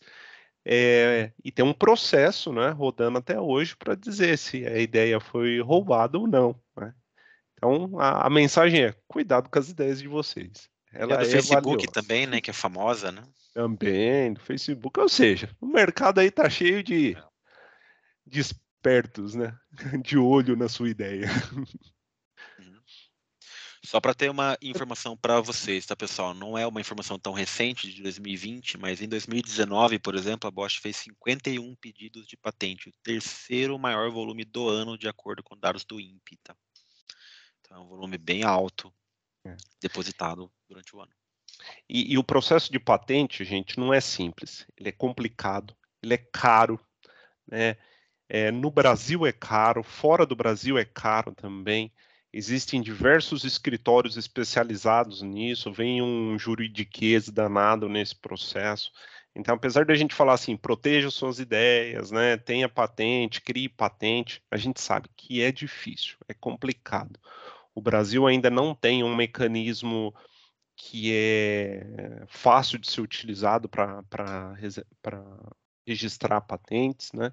Sempre vai entrar um escritório de advocacia aí nesse meio que vai cobrar caro para fazer isso para vocês.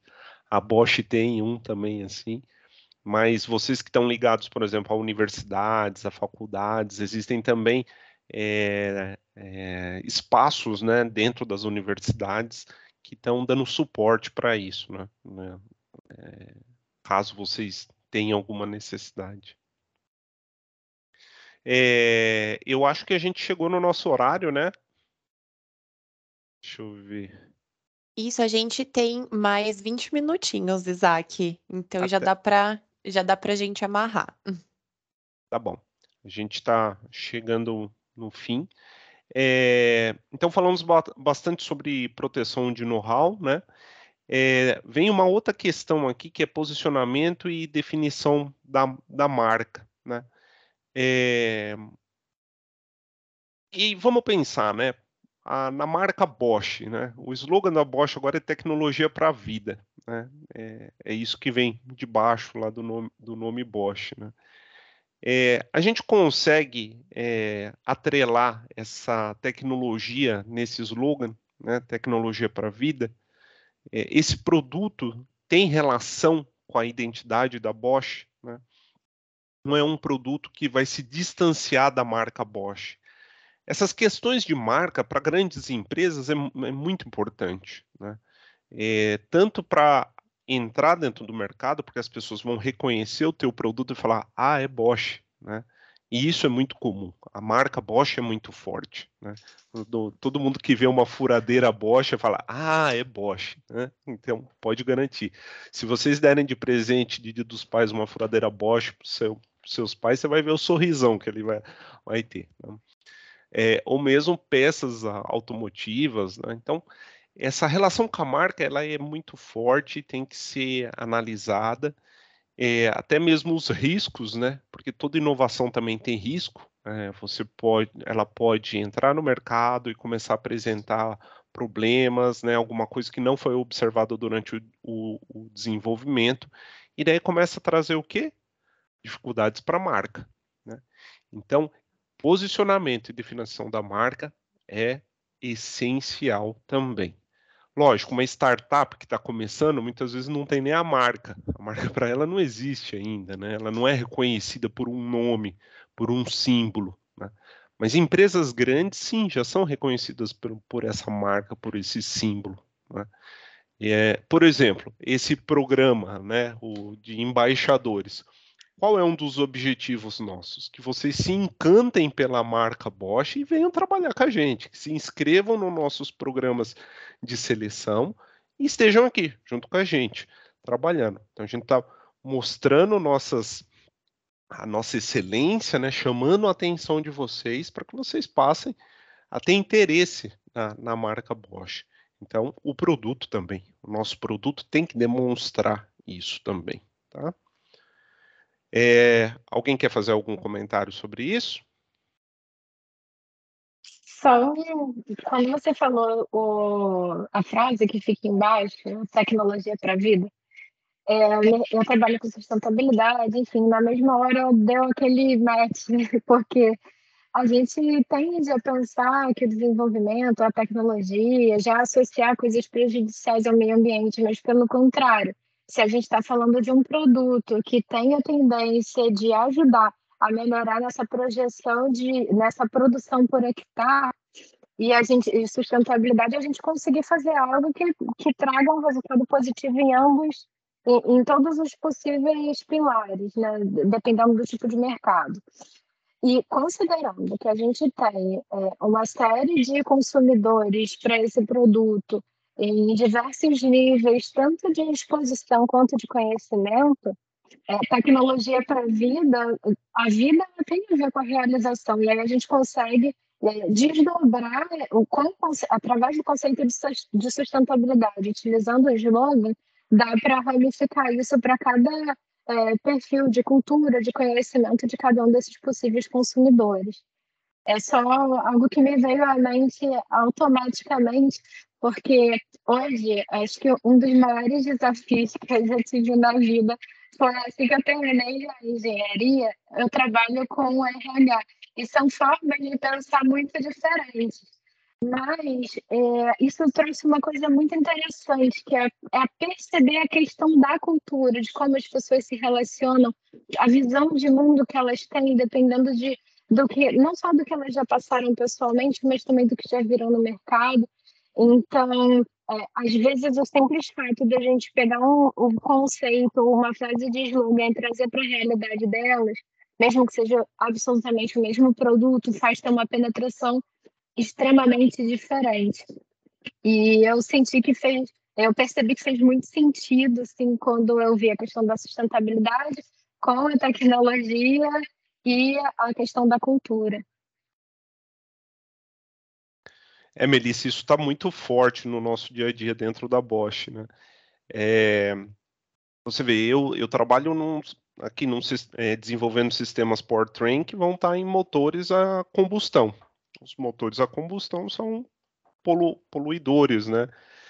Mas a Bosch trabalha muito e gasta muito dinheiro para que os veículos a combustão emitam cada vez menos, sejam menos poluentes. Então, é muito recurso, muita gente trabalhando para isso. Então, esse slogan de tecnologia da vida para a vida se reflete nisso, né, nas atividades. Né? Se hoje esse motor polui, amanhã ele tem que poluir menos. Se hoje esse motor consome 1 litro para andar 10 quilômetros, amanhã ele tem que andar 11 e depois 12. Então é isso. É uma tecnologia que melhora a vida, melhora as nossas relações, né, com o outro, com o meio ambiente. E isso, dentro da Bosch, é uma verdade, né, constante, e a gente pode explorar isso em vários desenvolvimentos nossos. Às vezes parece que a gente está longe, né? O engenheiro está lá no seu softwarezinho e tudo mais, mas quando ele consegue respirar, né, tirar a cabeça do computador, ele fala, caramba, é verdade, né? O carro vai poluir menos amanhã, né? E tem uma capacidade de absorção pelo mercado, a gente precisa respeitar esse tempo de maturação, né? Mas é interessante que as coisas estão acontecendo, né? À medida que a tecnologia avança, nossa percepção, nossa abertura como ser humano também vai se alterando para poder receber essas novas tecnologias, né? Será que se, no exemplo que vocês deram, em 1913 ele tivesse lançado o carro, a energia elétrica, as pessoas teriam aceitado? Talvez, né? Ou talvez não. As condições de contorno lá eram bem diferentes das nossas, né? Mas acho que talvez poderia ter tido um outro caminho. Poluir, eu acho que ia poluir, porque ia continuar queimando carvão naquela época para gerar energia elétrica para abastecer os carros, né? Então não seria gasolina, seria carvão, alguma coisa assim, né? Legal. Pessoal, mais algum comentário sobre essa questão de posicionamento e definição de marca?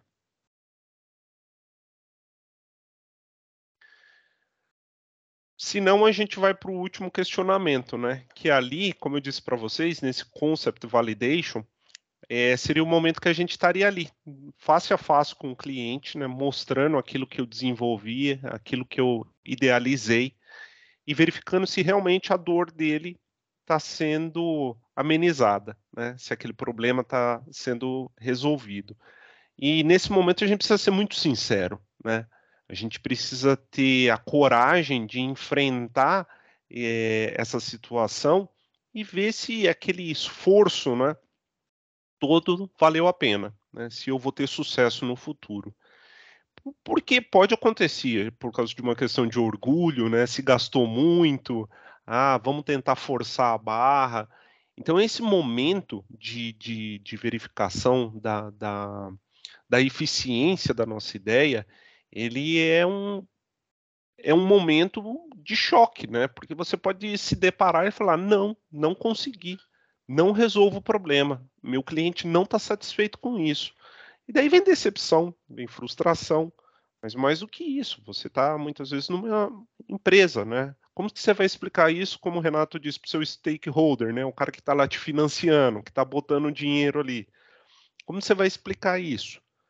Mas, gente, essa é a hora de você falar que não deu, né?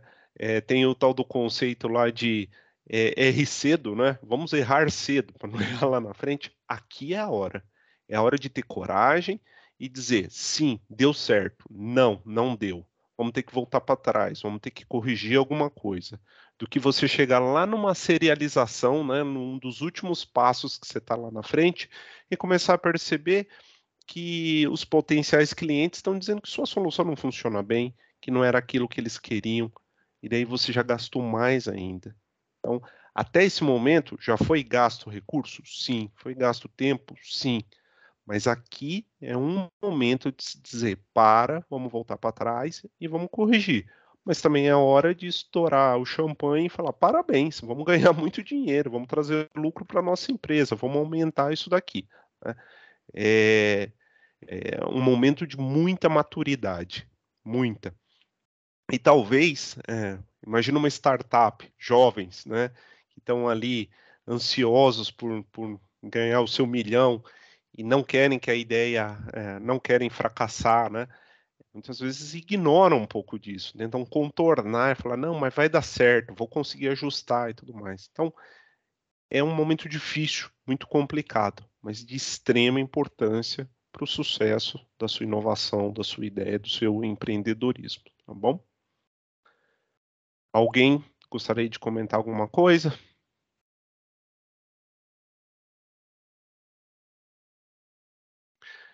E detalhe, isso acontece, tá? Renato, fala um pouco aí de coisas que acontecem que a gente tem que parar, não tem que ir para frente. Você está no mundo, Renato. Sim, eu posso dar um exemplo em que eu mesmo participei. Né? A gente desenvolveu uma certa solução para um certo problema. Né? Esse problema era um problema que a montadora via, né? Não chegava até o cliente final, mas a montadora via um potencial de redução de custo muito grande com um componente específico. Né? E a gente teve uma ideia, na verdade, de fazer uma substituição desse componente por um modelo lógico, né, em que consideraria várias condições de contorno. Tá? Passamos pela ideia, passamos pela definição, preparação de conceito, validação de conceito, por exemplo. Até aqui tudo estava perfeitamente bem, o cenário qual era o cliente-alvo estava super bem definido, as necessidades estavam definidas, a oportunidade de mercado estava super bem definida, né? O custo, né? O preço que o cliente estava disposto a pagar por essa solução também estava já bem delimitado, proteção de know-how, estava tudo, né? Tudo muito certo, né? E fizemos a prova de conceito foi finalizada, né, e aprovada, tá? Essa solução, ela começou uma serialização, né? Ou seja, passamos da fase do IM4, fomos para a fase ali do IM5, do POC, e começamos o desenvolvimento com um cliente de fato. Tá? Durante o desenvolvimento, por exemplo, outras condições de contorno foram sendo levantadas que já haviam sido previstas, né, durante até o IM4, por exemplo, mas que tomamos a decisão de dar um passo atrás. Falei assim, não, hoje, por novas condições, por novas informações que surgiram no mercado, estamos vendo os riscos que não víamos antes. Ou então, a propensão a correr riscos diminuiu comparado com o que eu tinha antes. Tá? E aí isso, de fato, foi parado antes de atingir uma serialização. Essa foi uma condição na qual eu participei, por exemplo. Então, a gente fez tudo certo. A gente fez, né, toda a fase de conceitual, desenvolvimento, mas chegamos a um ponto de tomada de decisão, por exemplo, em que esses novos riscos poderiam acarretar num risco financeiro muito grande caso algo desse errado. Então, por exemplo, é muito mais fácil, né? E embora a gente já tenha passado ali do ótimo, né? Que era parar aqui no IM4, né? Falou, olha, o conceito é legal, mas ainda temos aqui algumas ressalvas. Ainda assim é mais barato, né? Então esse errar rápido, né? é muito mais fácil eu errar antes de colocar uma série do que produzir milhares de peças, né, e ter problemas com essas peças no campo. Então, esse foi um exemplo, já tem alguns anos isso, mas foi algo que me marcou bastante pela seriedade em entender que, olha, essa solução, infelizmente, ela não está pronta para ir para a série. Tá? Já tive outros casos também em que pivotamos, então partimos ali, né, montar a ideia, definição de qual é o problema, por exemplo, e falar, olha, legal, agora a gente viu que existem outras informações, então vamos ter que alterar um pouquinho essa ideia, esse conceito, para que ele vá para a série. Então, essa fase ela é justamente para você corrigir e deixar a sua solução o mais madura possível, né, para que ela engate, para que ela vá para frente ali e ela gere, de fato, uma solução que vá, né, para uma produção em escala. Tá? Estou tentando lembrar se tem mais alguma outra interessante. Também já tivemos algumas em que, ó, nas primeiras etapas a gente viu que, olha, não, realmente, na própria criação do conceito, a gente viu que aquele conceito não era possível. Ou ele ia ficar extremamente caro, ou não tínhamos dentro da Bosch toda a tecnologia que precisávamos para aquele produto específico. Ou então, assim, olha, é algo que o mercado já tem, então a atratividade para a gente, por exemplo, acabaria sendo um pouco baixa. Então, a gente já vivenciou, né, tanto eu quanto o Isaac aqui, uma série de iterações dentro desse processo que vocês estão vendo, tá? Então, algumas foram para a série, né, algumas chegaram à série, outras não, infelizmente, né, mas a cada iteração que a gente faz, ela traz muita experiência para que a nossa próxima avaliação da próxima ideia que vier, né, seja feita cada vez mais madura e de forma eficiente. Às vezes vocês olham assim e falam, nossa, então existe coisa que a Bosch desenvolve e não vai para o mercado? Sim, tem. Bastante. Bastante. Não é pouco não. Mas a gente também tem que pensar que durante esse processo foi gerado know-how, pessoas se prepararam, né? Se gastou dinheiro? Sim, muito. Tempo também. Mas se descobriu muita coisa, se produziu know-how, patentes, então não é perdido, né? Você poderia, Isaac, só talvez compartilhar com o pessoal o número de pedidos de patente que você teve nos últimos anos? Quantos? Eu? Isso. 3. Eu tenho 3 patentes ao longo desses 15 anos, né? Tem gente que tem muito mais, né? Mas eu, ao longo desse tempo, consegui registrar 3 patentes, né? Legal. Pessoal, então, praticamente a gente chega no fim da nossa discussão, né? Foi muito legal ver a percepção de vocês, né, sobre esse mundo de inovação, os comentários, né? É interessante perceber que aparecem ideias ao longo do caminho, né? Novos modelos de negócio podem aparecer nessa discussão, e é isso mesmo que acontece no nosso dia a dia. A gente está discutindo, aparece uma ideia nova, vamos explorar aqui, vamos explorar lá, mas o principal que eu queria trazer hoje para vocês era esse distanciamento que a gente precisa, em certos momentos, da nossa ideia, da nossa tecnologia. O sucesso de uma inovação, o sucesso de um empreendedorismo, ele também está relacionado com atividades periféricas, avaliações que não têm relação direta com a sua ideia, né? E é importante olhar para elas. Isso vai garantir o sucesso da sua ideia, da sua inovação.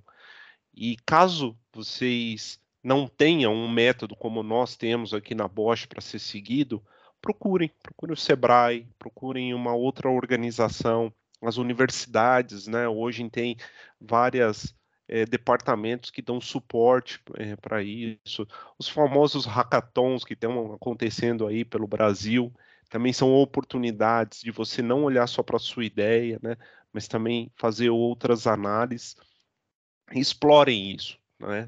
Não sejam inocentes, né, de achar que simplesmente fazer o protótipo, depois procurar alguém para produzir, isso vai ter sucesso. E mesmo que você esteja dentro de uma empresa trabalhando, e se isso não for uma prática dentro da empresa, dentro do local que vocês estão fazendo estágio, né, procurem se informar, trazer essa discussão ali para dentro para garantir o sucesso das atividades de vocês. Tá bom? Por fim, eu trago aqui na minha apresentação 2 sugestões, duas não, 3, né? Um vídeo sobre a Bosch, né? Falando um pouco desse processo de inovação que está no YouTube, e 2 links do Sebrae, que são aquelas cartilhas que eu mostrei para vocês, né? Mas além disso, eu sempre recomendo, procure as faculdades e as universidades de vocês, ou se não for a que vocês estão estudando, as grandes universidades e faculdades da região.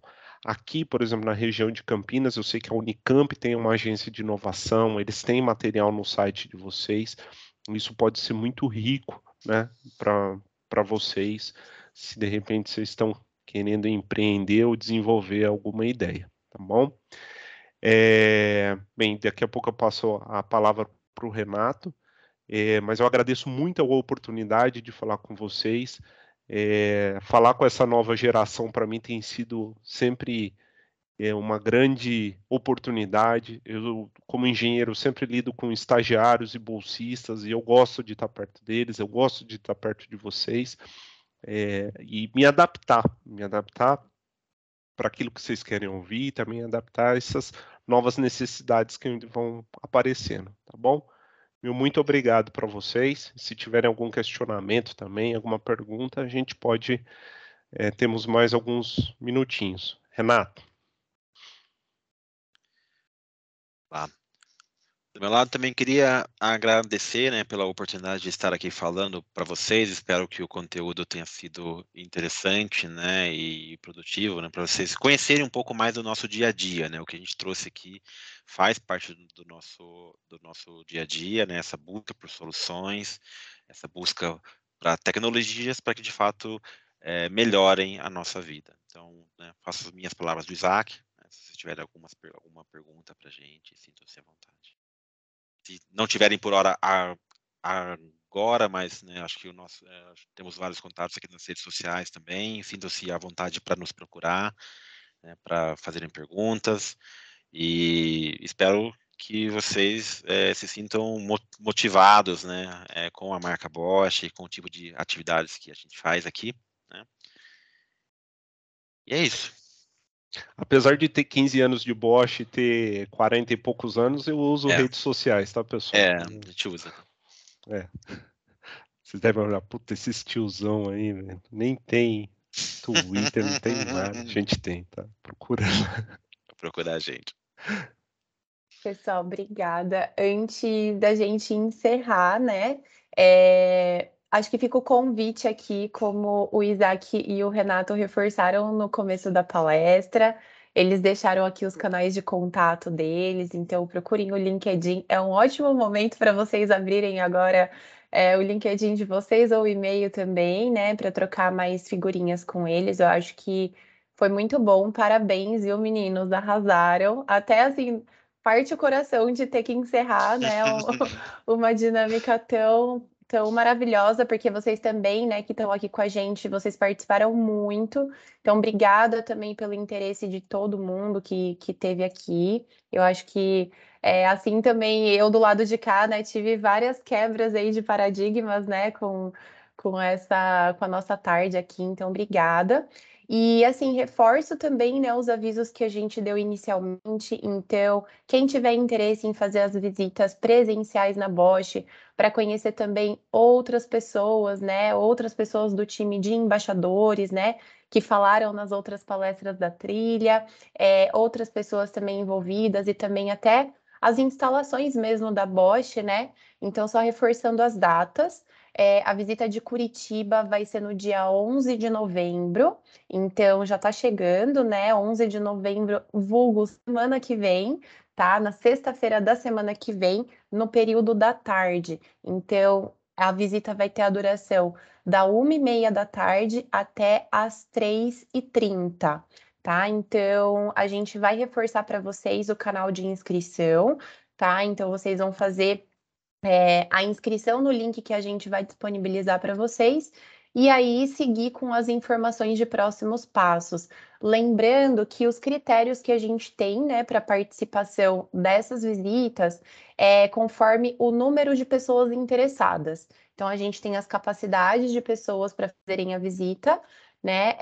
E aí, dentro disso, se a gente tiver mais pessoas do que o número que a Bosch consegue receber, a gente vai para os critérios de participação nas palestras, né? Então, a gente quer privilegiar as pessoas que estiveram com a gente, né, nas palestras anteriores. E caso a gente também tenha que seguir com com outro nível, né, de critério, aí a gente entra para sorteios, tá bom? Mas façam aí a declaração de interesse de vocês. Além disso, né, façam a conexão também, né, no LinkedIn. Então, se vocês puderem, meninos, deixarem aqui o LinkedIn, né, que as meninas estão pedindo, mas é facinho de achar, né? É só vocês puxarem ali por Work Like a Bosch, né? Vocês encontram os meninos. E no mais é isso, e só reforçando as dúvidas sobre certificado de participação, tá? Depois da palestra, vocês vão receber um e-mail, né, para que vocês avaliem o que vocês estão achando sobre as palestras. Então, para vocês darem o feedback de vocês, deixarem comentários, e em troca da resposta de vocês, a gente faz o envio do certificado, tá? O certificado vocês não vão receber na hora, mas vocês vão receber no e-mail cadastrado, né? Então, aí a gente envia para vocês dentro de alguns dias úteis para vocês usarem isso também nas aulas de vocês, na disciplina de vocês, até porque a gente já está encerrando o ano, então isso conta bastante, tá bom? No mais é isso, gente. Não sei se os meninos têm mais alguma consideração, mais alguém alguma dúvida? Tranquilos? Eu só queria agradecer, gente. Muito obrigado pelo tempo de vocês, viu? Foi muito produtivo. Eu não conhecia muito do setor produtivo no geral nessa questão que vocês estavam trazendo. Para mim foi muito legal a experiência. Muito obrigado, gente, pelo tempo, por tudo. Exatamente. Vou aproveitar o gancho aí do Adalberto, agradecer também pela oportunidade. E também parabenizar-se pela iniciativa, né? Ano passado, eu lembro que a Bosch promovia bastante palestras, assim, né, dinâmicas do efeito Bosch durante a pandemia, né, também para aproximar a conexão com os estudantes, e fiquei bem feliz, assim, de saber que esse projeto continuou de certa forma, né. Então, muito obrigada aí, pessoal. Perfeito, pessoal. Muito obrigada, viu? A gente conta com vocês nas próximas atividades. E tenham uma boa tarde, um bom fim de semana. A gente se vê nas próximas atividades, né? E nas visitas também, tá bom? Obrigada, gente. Até mais. Valeu, Tchau, tchau. pessoal. Valeu. Obrigado. Tchau, tchau. Valeu, pessoal. Tchau, tchau.